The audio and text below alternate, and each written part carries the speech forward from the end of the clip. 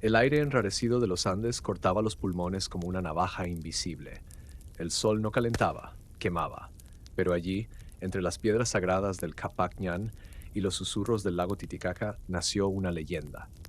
Mucho antes de que los conquistadores tallaran su codicia en las laderas de plata, antes incluso de que Cusco fuera el ombligo del mundo, los antiguos andinos contaban la historia de una mujer de ojos verdes y aliento de niebla. Su nombre se perdió en el tiempo, pero se decía que caminaba entre los mortales trayendo consuelo a los que sufrían. Su sonrisa curaba el hambre, su voz aplacaba la sed. Los hombres la amaban, las mujeres la temían, y los sabios la espiaban en silencio. Un día desapareció. La tierra la devoró al pie de una montaña, y de ese suelo sagrado brotó un arbusto. Era pequeño, de hojas verdes como el jade bruñido, y cuando los campesinos probaron sus hojas, sintieron que el alma se les aligeraba. No era alimento, ni bebida, ni fuego. Era algo más antiguo, un susurro de los dioses. Los amautas, sabios del imperio, observaron el fenómeno con reverencia. Es ella, dijeron. Ha vuelto en forma de hoja para cuidar a sus hijos.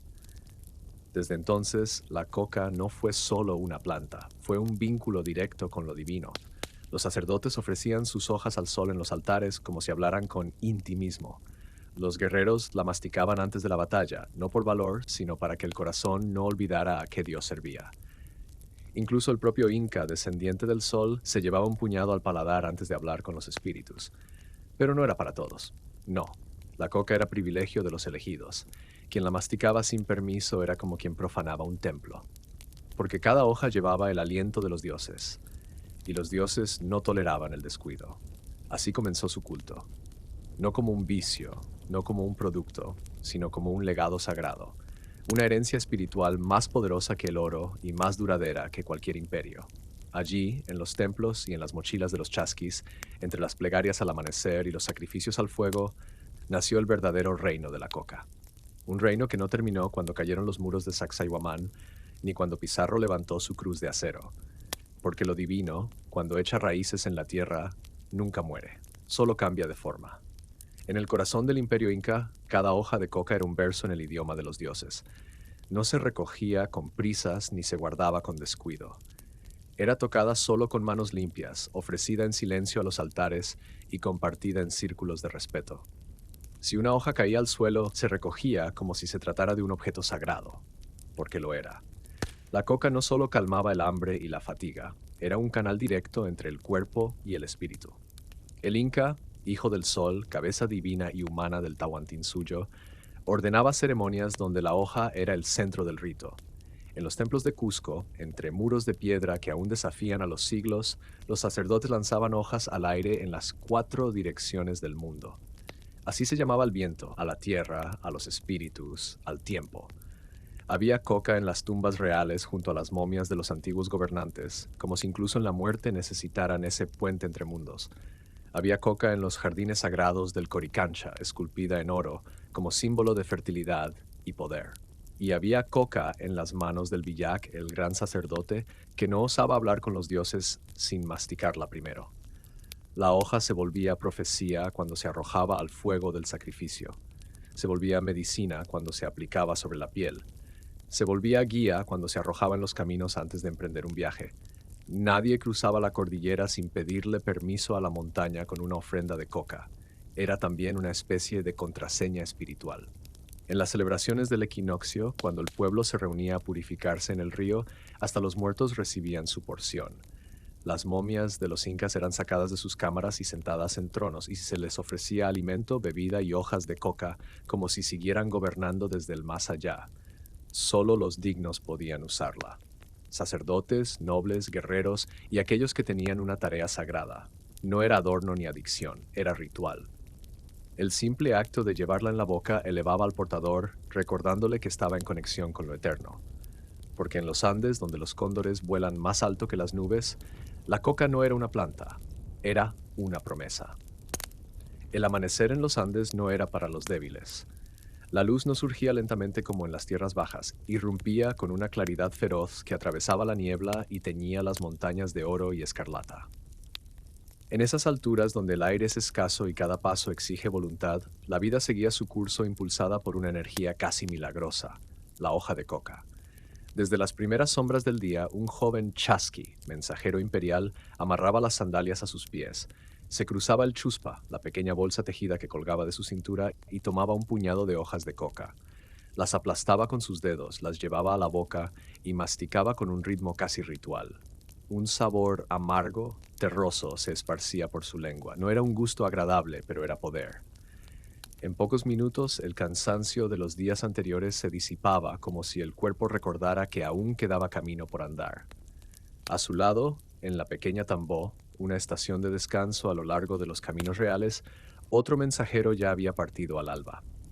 El imperio se extendía por miles de kilómetros, desde que lo que hoy es Colombia hasta el norte de Chile, y los mensajes del Inca debían viajar con la velocidad del rayo.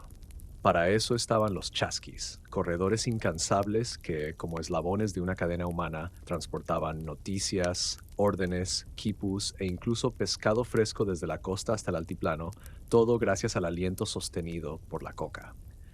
Los caminos del Tahuantinsuyo eran una obra de ingeniería que aún hoy sorprende a los arqueólogos. Más de 40.000 kilómetros de rutas empedradas, puentes colgantes, túneles tallados en roca viva. A lo largo de esas venas de piedra, la coca era la sangre invisible que mantenía el cuerpo del imperio en movimiento. Pero su uso no se limitaba a los corredores. En los ejércitos del Inca, donde los soldados marchaban durante días por zonas inhóspitas, la coca era un recurso tan vital como la lanza o el escudo. Antes de cada campaña, los generales ofrecían hojas a los apus, los espíritus de las montañas, y los soldados las masticaban con solemnidad. Era un pacto, fuerza a cambio de respeto. Uno de ellos, un veterano llamado Maita, recordaba su primera campaña en las tierras del norte. Mientras cruzaban un desfiladero bajo una tormenta de nieve, el frío parecía clavarse en los huesos. El alimento escaseaba, solo les quedaba coca, agua de manantial y la promesa del Inca de que volverían victoriosos. Maita se llevó un bulto de hojas a la boca, mezcladas con un poco de cal vegetal que llevaba en su gourd. La cal activaba los alcaloides de la planta y potenciaba sus efectos. En minutos, el hambre retrocedió como un perro asustado. Sus piernas, antes temblorosas, comenzaron a moverse con firmeza. No sientes que vuelas, le había dicho un viejo guerrero, pero tampoco sientes el peso del mundo. En Cusco, la capital sagrada, los obreros que levantaban muros ciclópeos de piedra también recibían coca. No era por cortesía, era eficiencia. Las jornadas eran largas, la altitud asfixiante y las piedras gigantescas. Solo el efecto persistente de la coca podía hacer que aquellos cuerpos humanos se movieran como si fueran parte de la montaña misma.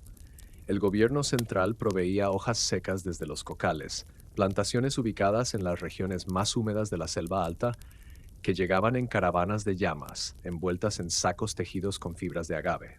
La coca era parte de un sistema logístico tan complejo como cualquier ejército moderno.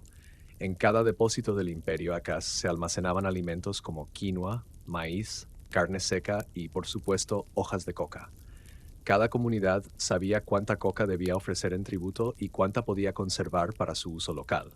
Y aunque su consumo era controlado, no era raro ver que durante los tiempos de cosecha o festividades, el uso se extendía como una celebración compartida. Había incluso momentos en los que la coca servía de juez silencioso. En disputas entre comunidades, los ancianos se reunían a deliberar, cada uno con su bola de coca en la mejilla, masticando en silencio, sin prisa. No era un ritual vacío. La coca ayudaba a mantener la mente despierta, la lengua prudente y el juicio más sabio, como si la hoja susurrara verdades en voz baja. Pero no todo era solemnidad. En los caminos polvorientos del altiplano, los comerciantes ambulantes intercambiaban telas, sal, cerámica y coca. Las hojas más verdes, más grandes, las llamadas mama coca, eran las más valoradas. Algunos decían que masticar una de esas hojas traía sueños proféticos, otros que fortalecía el corazón para la pérdida. En los funerales, los dolientes ofrecían hojas al difunto, metiéndolas entre sus dedos, como quien entrega una brújula para el viaje al otro mundo. En una de esas ceremonias, una anciana llamada Kila, con las mejillas surcadas por el tiempo, se arrodilló junto al cuerpo de su esposo. No lloró. En cambio, colocó un pequeño puñado de coca en la boca inerte del hombre y murmuró, «Que te guíe donde yo no pueda ir aún». Luego se llevó una hoja a su propia boca, cerró los ojos y masticó en silencio. No era resignación, era continuidad. La coca unía generaciones. Los niños sabían de ella, aunque no la usaban. Los mayores les contaban historias en las que la hoja era protagonista de milagros, como la del joven pastor que salvó a su comunidad de una hambruna guiado por una visión provocada por la coca. No es magia, decían los abuelos, es sabiduría condensada en una planta.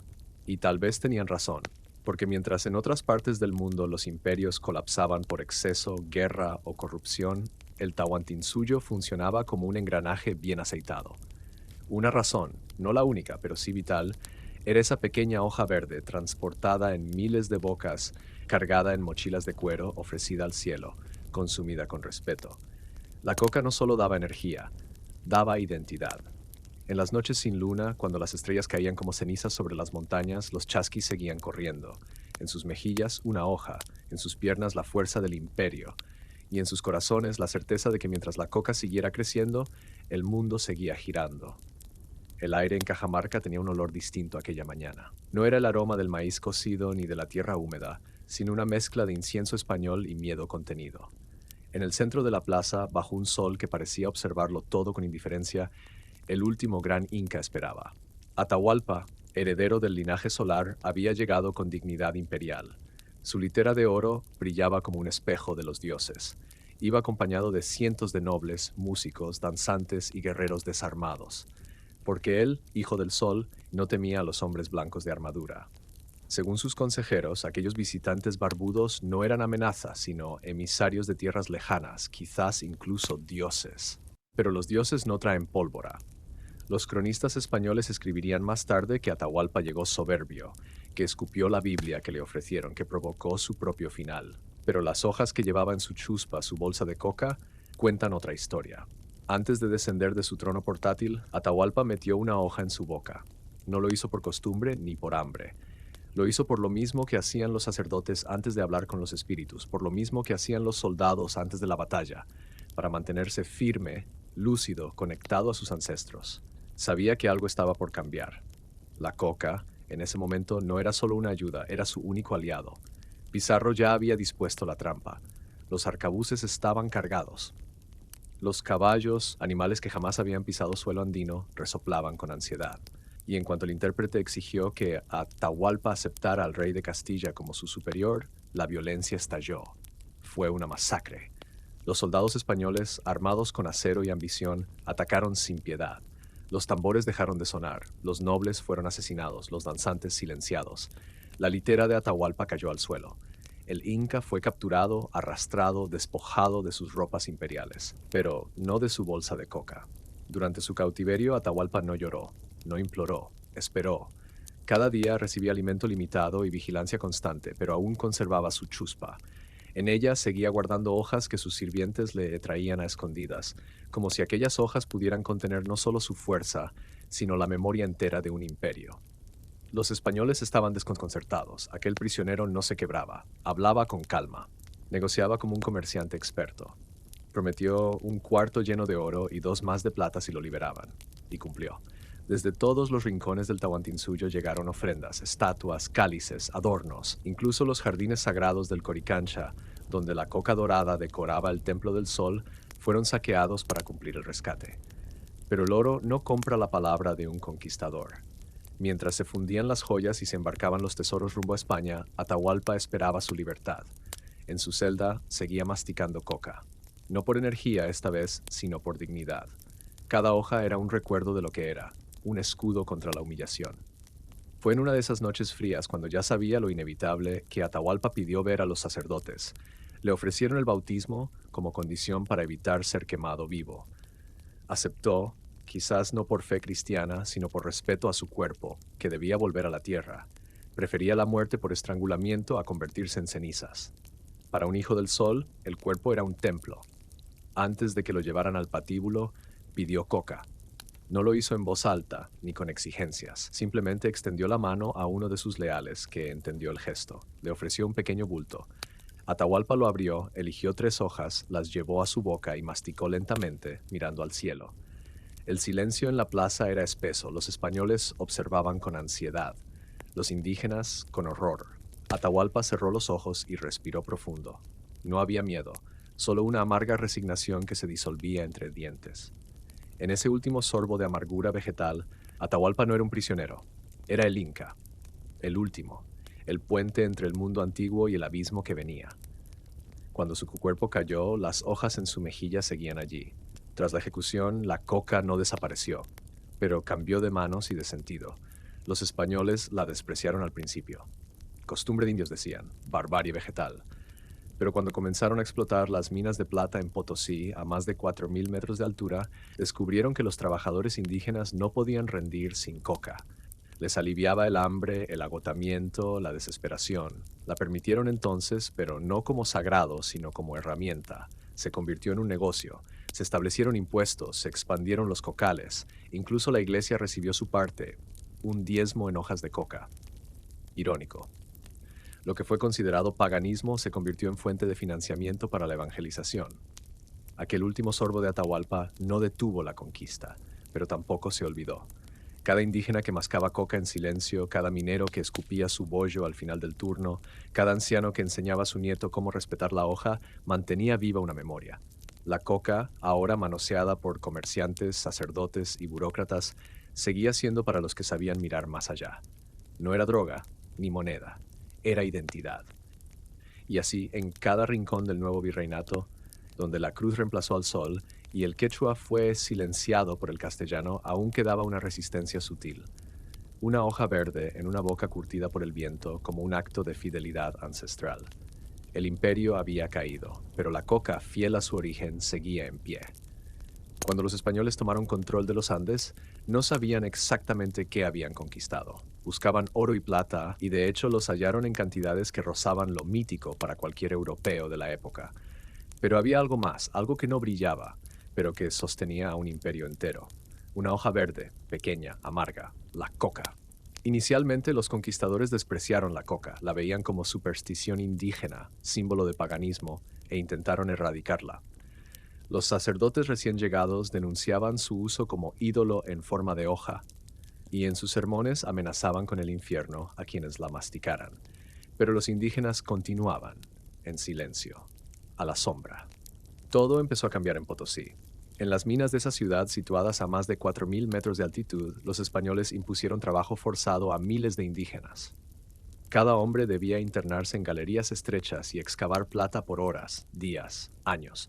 La mortalidad era brutal. El hambre, el frío y el agotamiento hacían el trabajo casi imposible, pero había algo que lo cambiaba todo.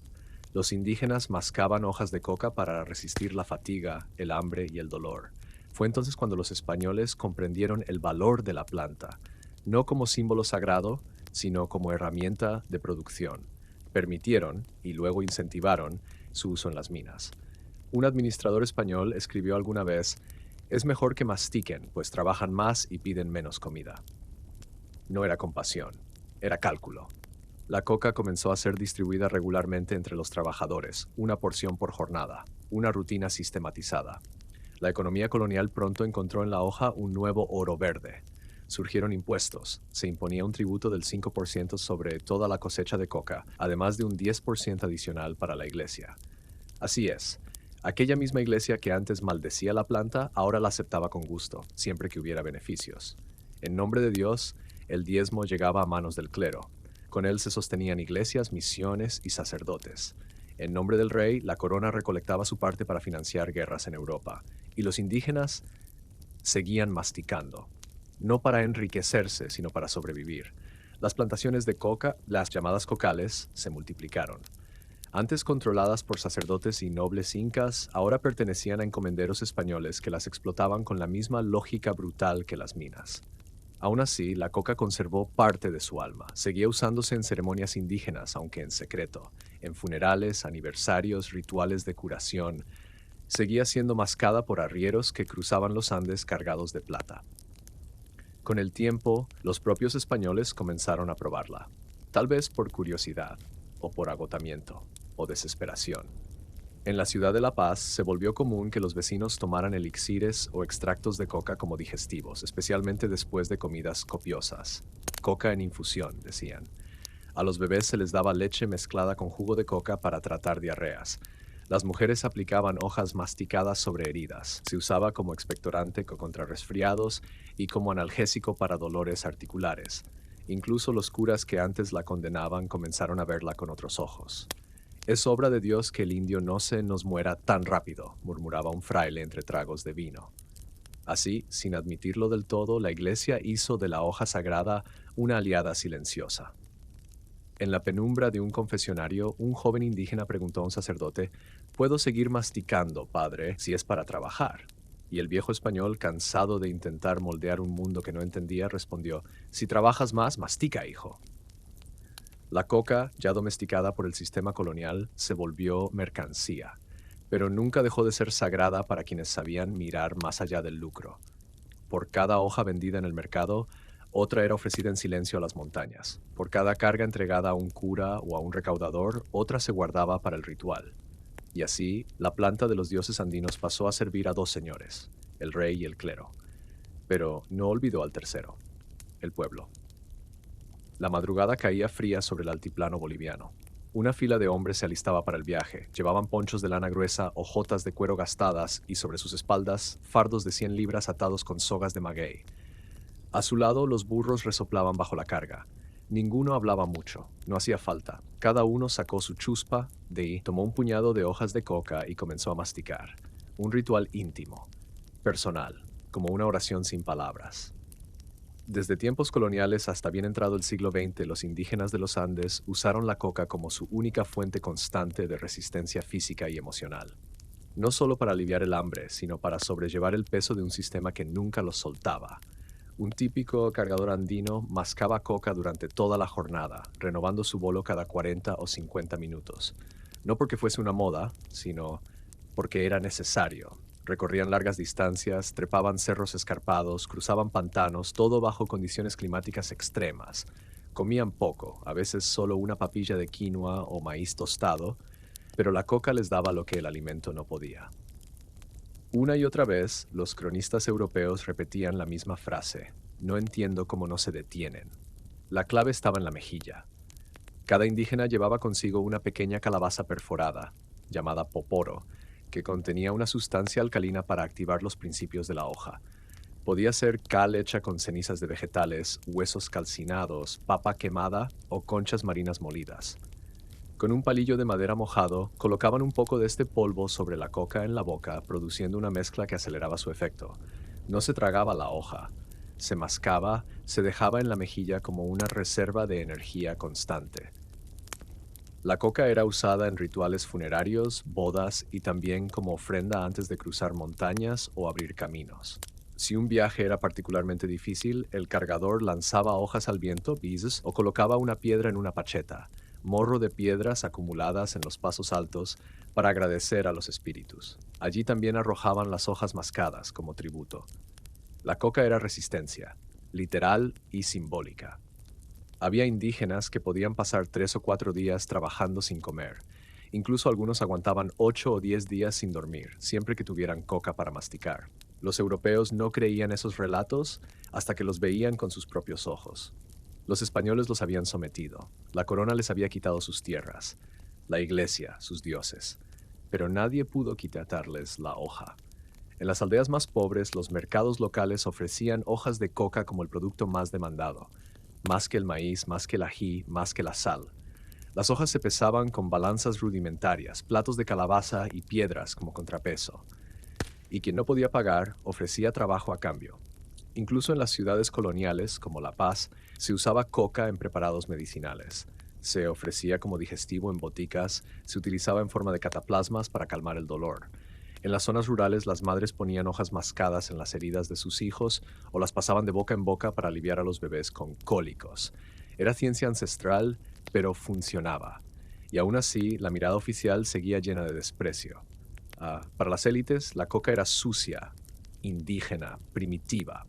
No importaba que sus propias minas, caminos y negocios dependieran de ella. Los indios sabían, no contestaban, no se rebelaban con armas. Su forma de resistencia era otra: masticar, seguir masticando mientras trabajaban, mientras los explotaban, mientras los olvidaban. En la mejilla llevaban una historia que no necesitaba ser contada, una memoria vegetal viva que pasaba de generación en generación.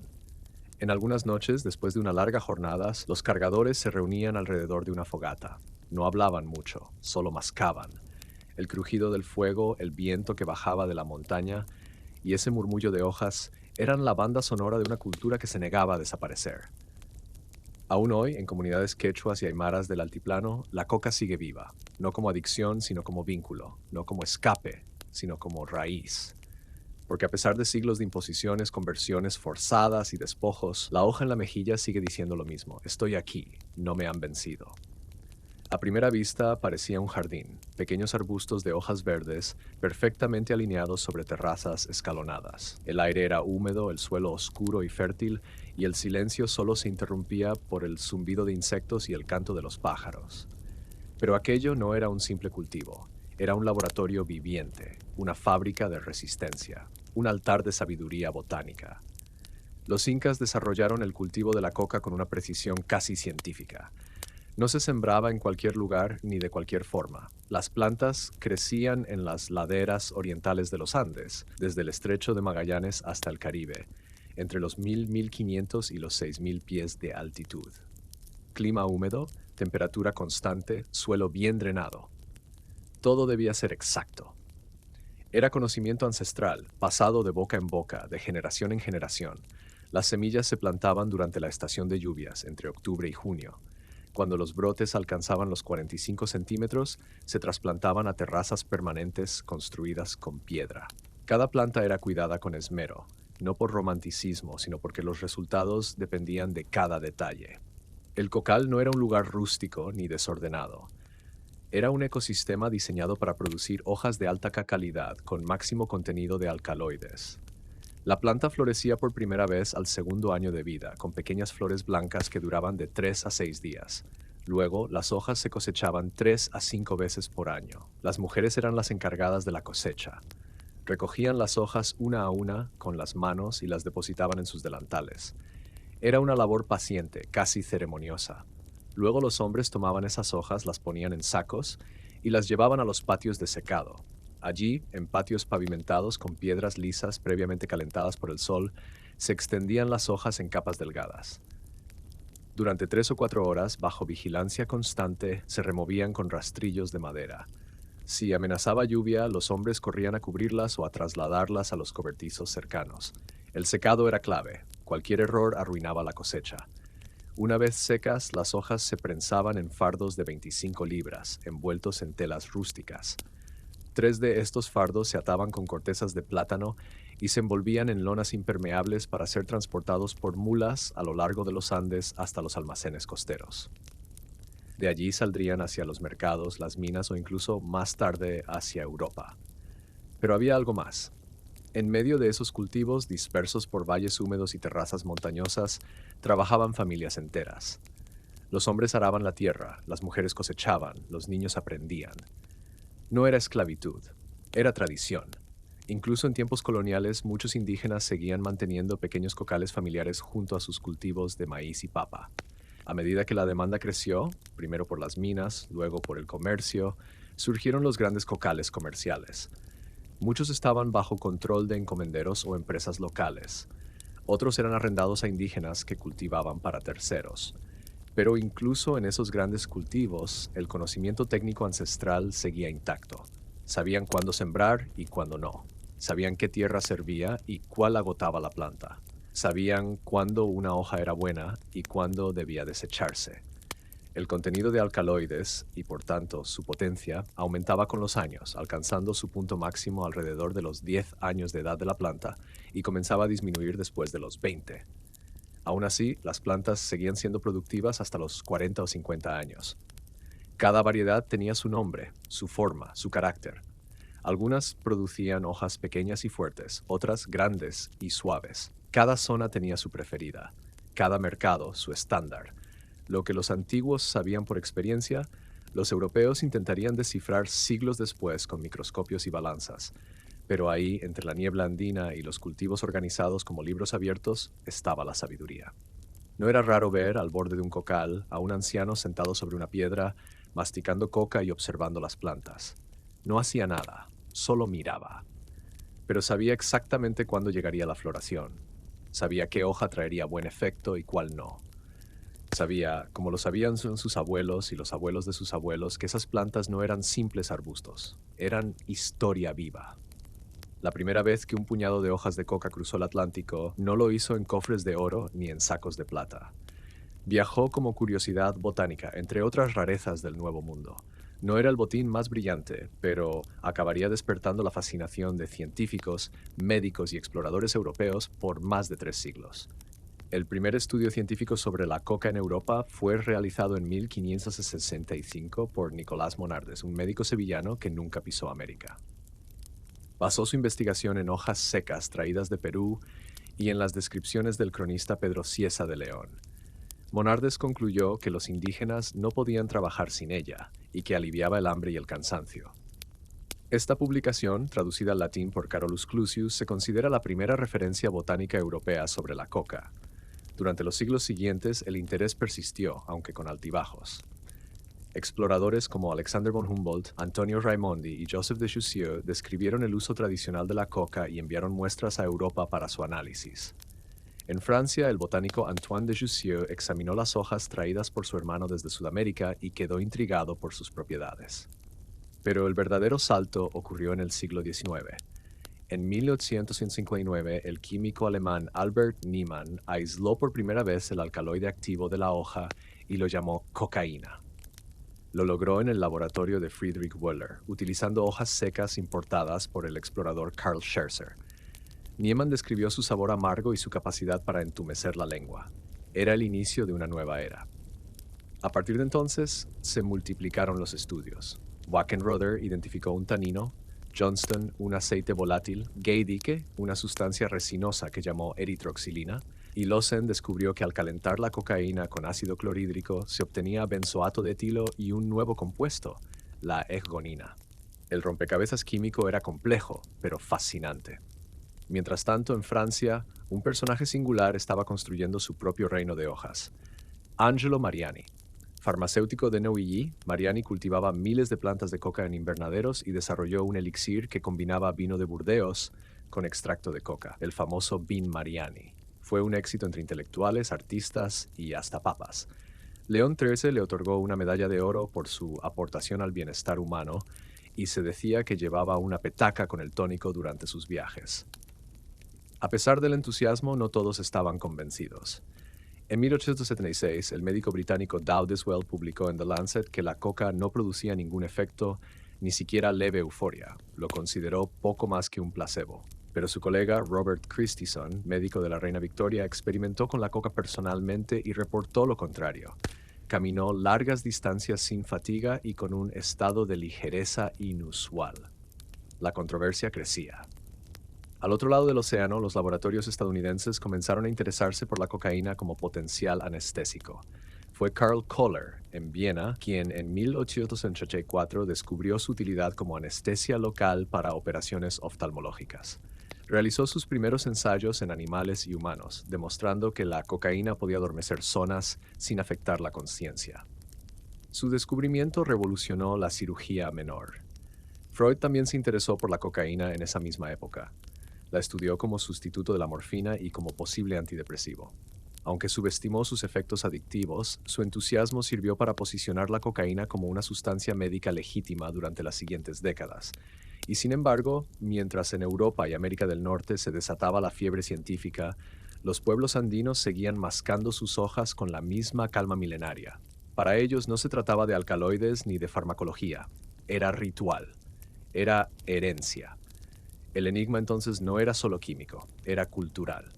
¿Por qué esa hoja tan antigua y cargada de espiritualidad se convertía en Europa en una sustancia de laboratorio? ¿Por qué lo que era medicina en los Andes se transformaba en droga en las capitales occidentales? La respuesta estaba y sigue estando en la forma de mirar. Para unos, una molécula. Para otros, un símbolo. Y así, mientras los frascos de extracto de cocaína adornaban las vitrinas de boticas victorianas y los artículos científicos proliferaban en revistas médicas, las hojas seguían secándose al sol en los patios de los Andes, cosechadas con la misma devoción de siempre. En el Hospital Allgemeines Krankenhaus de Viena a finales del verano de 1884, un joven oftalmólogo caminaba por los pasillos con un frasco de vidrio en el bolsillo. Tenía el rostro afilado, los ojos encendidos por la curiosidad y un problema que lo obsesionaba: cómo operar un ojo sin que el paciente se retorciera de dolor. Su nombre era Carl Koller. Koller, médico en formación, buscaba una solución anestésica para las delicadas operaciones oculares.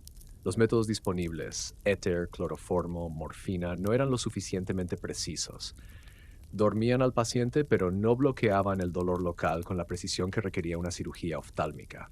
Koller necesitaba algo diferente, algo revolucionario. El frasco en su bolsillo contenía una sustancia extraída de una hoja americana que los europeos aún no entendían del todo. Cocaína. La cocaína había sido aislada 24 años antes por Albert Niemann en Alemania. Poco después, varios químicos europeos describieron sus propiedades anestésicas en la lengua, pero nadie había probado su uso directo en una zona quirúrgica, hasta ahora. Kohler-Heuser había recibido la cocaína a través de su colega Sigmund Freud. Freud había leído artículos médicos estadounidenses que la elogiaban como un posible sustituto de los opioides. Entusiasmado, compartió la sustancia con Kohler. Una mañana, solo en su laboratorio, Kohler decidió probarla. No en un paciente aún.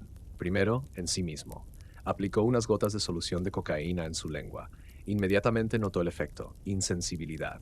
Era como si la carne dejara de existir. La inspiración fue inmediata. Si funciona aquí, también puede funcionar en la córnea. El 15 de septiembre de 1884, Kohler realizó su primera demostración en público ante la Sociedad Oftalmológica de Heidelberg. No pudo asistir en persona por compromisos en Viena, así que su colega Brettauer presentó los resultados. El asombro fue inmediato. Los médicos observaron cómo un paciente recibía gotas de cocaína en el ojo y permanecía inmóvil, sin dolor, mientras se le realizaban manipulaciones quirúrgicas. El rumor se esparció como pólvora médica. Días después, el Dr. Henry D. Noyes, médico neoyorquino de paso por Alemania, escribió a la revista estadounidense Medical Record, anunciando el descubrimiento. La farmacéutica Squibb en Nueva York comenzó a investigar la sustancia y a distribuirla en hospitales. En cuestión de semanas, la cocaína era celebrada como el mayor avance anestésico desde el descubrimiento del éter. El mundo médico cambió, y todo por una planta que había brotado en los Andes siglos atrás. Pero la historia tenía otras capas. Freud, por su parte, estaba decepcionado. Había dedicado meses a estudiar la cocaína como remedio para las neurosis y también como tratamiento para su amigo Ernst von Fleischl-Marxow, un morfinómano empedernido. Le recetó cocaína para sustituir la morfina, pero el resultado fue catastrófico. Ernst se volvió adicto a ambas sustancias y murió en 1891. Freud nunca habló mucho de este fracaso, pero su nombre quedó para siempre ligado al destino de la cocaína. Kohler, en cambio, se convirtió en una figura celebrada. No era el primero en tocar la coca, ni el primero en hablar de sus efectos, pero fue quien descubrió su aplicación más concreta y duradera, la anestesia local. Su innovación dio lugar a nuevas especialidades médicas, a cirugías menos traumáticas, a toda una nueva forma de intervenir el cuerpo sin apagar la mente. Y la hoja andina, esa misma que se masticaba en silencio bajo la lluvia o el sol, entró de lleno en los quirófanos de Europa. Una paradoja. Lo que en los Andes era símbolo de vida y conexión espiritual, en Occidente se convertía en instrumento de ciencia y bisturí. A partir de entonces, la cocaína se usó no solo en oftalmología, sino también en odontología, otorrinolaringología y cirugía general. Médicos de todo el mundo comenzaron a experimentar, a sintetizar, a purificar. Poco tiempo después, otras formas de anestésicos locales, como la procaína, novocaína, fueron desarrolladas en la estructura química de la cocaína. La medicina ya no dependía solo de la sedación general, podía trabajar por zonas, gracias a una hoja verde y a la curiosidad de un médico austríaco. En el altiplano, nadie sabía lo que estaba pasando en Viena, pero la coca seguía cumpliendo su función: aliviar, resistir, sostener. Allí se masticaba al ritmo del trabajo y del canto. En Europa se destilaba, se purificaba, se convertía en sustancia quirúrgica. Dos mundos, una hoja. El amanecer en los Andes no ha cambiado. El viento sigue bajando desde las cumbres con el mismo silbido de siempre. Las llamas pastan entre piedras cubiertas de líquenes. Y en una choza de adobe una mujer prepara su chuspa, como lo hicieron su madre y su abuela antes que ella. Las hojas de coca están secas, verdes, aromáticas. No son droga, son compañía. Hoy en día, la hoja de coca sigue siendo parte esencial de la vida cotidiana en las comunidades indígenas de Bolivia, Perú y el norte de Argentina y Chile. Está legalmente protegida en varios países andinos como patrimonio cultural y se permite su uso tradicional, ritual, medicinal y social. Al borde de un camino rural en el altiplano, un grupo de cargadores hace una pausa. Colocan sus mochilas en el suelo, se sientan sobre piedras calientes por el sol y cada uno saca su bolsita. Algunos ríen, otros observan el horizonte en silencio. Uno de ellos, joven, toma un pequeño puñado, agrega cal con una espina de cactus y mastica. En su mejilla se forma la clásica bola.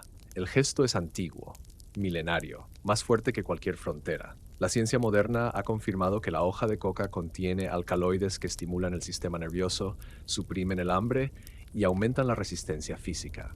Pero eso, para los que mastican coca, es casi una obviedad. En La Paz o en Cusco no es raro ver puestos donde se venden hojas a granel junto a frutas, pan y especias. Los mercados de coca siguen existiendo y tienen un lugar privilegiado. Allí, las vendedoras pesan las hojas con balanzas improvisadas usando piedras como contrapeso. Los consumidores son trabajadores rurales, mineros, estudiantes, conductores de autobús y también turistas que la compran para aliviar el mal de altura. En muchas casas, las hojas se ofrecen a las visitas como un gesto de hospitalidad. Se mastican después de comer como digestivo. Se colocan en la frente para calmar dolores de cabeza. Se ofrecen a los difuntos en los velorios. Los yatiris, curanderos tradicionales, las arrojan al suelo o las leen para hacer diagnósticos espirituales. La hoja sigue hablando, solo hay que saber escucharla. Pero no todo ha sido respeto. A lo largo del siglo XX, la hoja de coca fue confundida, a menudo de manera deliberada, con la cocaína. En 1961, la Convención Única de las Naciones Unidas sobre Estupefacientes incluyó a la coca en la lista de sustancias prohibidas, considerándola una droga, a pesar de su uso milenario como planta natural no adictiva. Esto generó décadas de tensiones políticas y culturales. Los gobiernos andinos han luchado para diferenciar entre la hoja de coca natural y la cocaína procesada químicamente. Líderes como Evo Morales, ex cocalero y presidente de Bolivia, defendieron la hoja ante la ONU, logrando en 2013 que su país se retirara y luego reingresara al tratado con una reserva que reconoce el derecho al uso tradicional de la coca. En paralelo, movimientos indígenas, académicos y organizaciones sociales han impulsado una nueva valoración cultural de la coca. Museos, festivales, libros y documentales la celebran como símbolo de resistencia, salud y sabiduría ancestral. La paradoja persiste. Mientras en los Andes la hoja se mastica con respeto y normalidad, en muchas partes del mundo sigue siendo percibida con sospecha. Pero eso no ha detenido su camino. En un pequeño pueblo del Valle de los Yungas, un niño aprende de su abuelo cómo reconocer una hoja buena. Mírala al sol, le dice el viejo. Si brilla como esmeralda, sirve. Luego le enseña cómo guardarla en la boca, cómo mezclarla con cal, cómo no tragársela, sino dejarla hablar. El niño escucha, serio, como si recibiera un secreto. Y lo es, porque en cada hoja va un idioma sin escritura, un calendario sin números, una memoria sin archivo. La coca no necesita defensa. Vive en la práctica, en la costumbre, en la tierra. El imperio cayó, las fronteras cambiaron, las lenguas se mezclaron, pero la hoja quedó como el espíritu de la montaña, vivo. Cuando todo se ha dicho, cuando las crónicas se terminan y los imperios se desvanecen en polvo, lo que queda son los gestos. Un puñado de hojas, una mano callosa, una mejilla inflada de silencio. Así, sin palabras, se transmite una civilización. La hoja de coca ha sobrevivido a conquistadores, inquisidores, burócratas y químicos. Fue medicina, símbolo sagrado, moneda tributaria y producto de exportación. Fue adorada por los incas, tolerada por los españoles, perseguida por la ONU y redescubierta por la ciencia. Y sin embargo no ha cambiado. Su uso tradicional no produce adicción. No genera euforia ni colapsos. No es fumada, ni inyectada, ni inhalada. Es masticada, lenta, pacientemente, como se escucha a un abuelo, como se recorre una montaña. La coca, la planta, no es culpable del polvo blanco que arrasó ciudades y encendió guerras en los siglos XX y XXI. Esa es otra historia, escrita en laboratorios y rutas ilegales. La hoja no entiende de narcotráfico ni de política internacional, solo entiende de cuerpo, de hambre, de fatiga y de dignidad.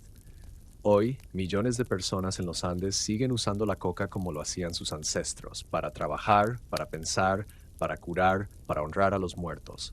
Los estudios etnobotánicos y antropológicos coinciden.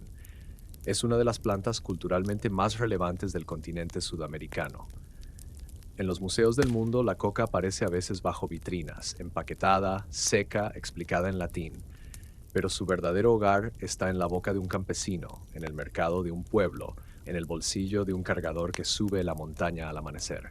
No necesita aplausos, solo respeto, porque una hoja tan pequeña ha cargado sobre sí la historia de un pueblo entero, y sigue viva, como el eco de un imperio, como el susurro del sol, como una promesa vegetal, silenciosa, verde, sagrada.